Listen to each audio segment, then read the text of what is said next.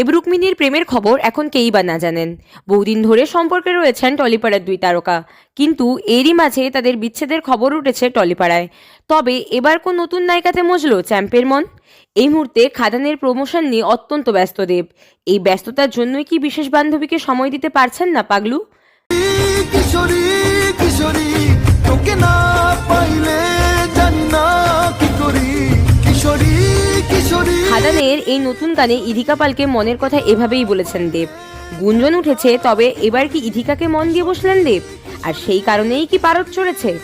টলিপাড়ায় এমন কথাও উঠেছে, খাদানের প্রচারের জন্যই নাকি রুক্মিণীর সঙ্গে ব্রেকআপের নাটক করছেন দেব। এইসব বিতর্কে জল ঢেলে কড়া জবাব দিলেন নায়ক।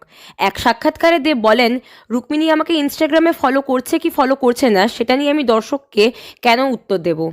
আমার সঙ্গে রুক্মিণীর সম্পর্কটা কি সেটা তো আমি কাউকে বলে বোঝাতে পারবো না।